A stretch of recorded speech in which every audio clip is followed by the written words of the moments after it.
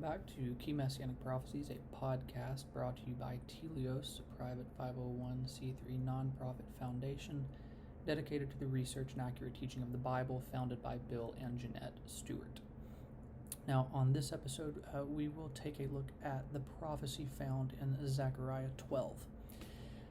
This tends to be another fairly well-known Messianic prophecy, sometimes referred to as the prophecy of the pierced Messiah. Now, the language of this prophecy is pretty interesting. If you're paying attention to the context, what the prophet is discussing here is the Lord's day of judgment upon the nations and the purging of sin from Israel.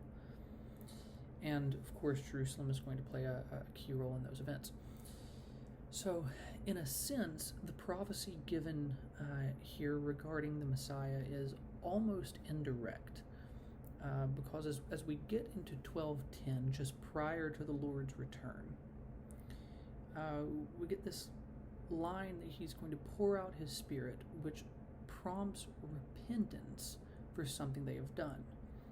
And specifically, it prompts mourning for the one that they pierced. And among those mournings, singled out, are the lines of David and Levi. In other words, the line of kings and the line of priests. And what makes this prophecy so interesting, of course, is the identity of the one whom the nation has collectively pierced and will be mourning. Now, based on what we already know from previous Old Testament texts that we've looked at, we know that the Messiah is going to be rejected and will suffer at the hands of his own people.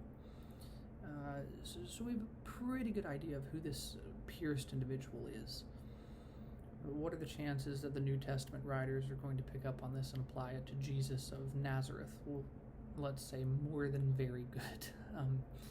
In John 19, at Jesus' crucifixion, we read about the soldier who, instead of breaking his legs because he was already dead, pierces his side with a spear. Now, there's been a lot of very fun adventure stories written about this spear, sometimes called the Holy Lance or the Spear of Destiny. You've probably come across some of those.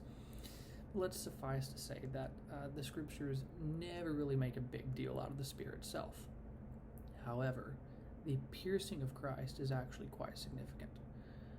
John himself in the Gospel, the moment this event is recounted, says in verses 36 and 37 that this happened so that the Zechariah prophecy of the pierced Messiah would be fulfilled. So he draws a direct connection to the words of the prophet.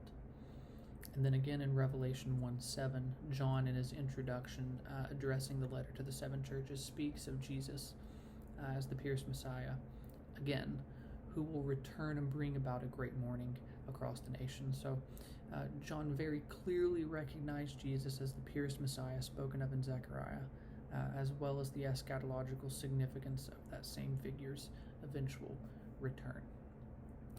Thank you for joining us for this episode of Key Messianic Prophecies, and on the next episode we will continue looking at Messianic prophecy in the book of Zechariah.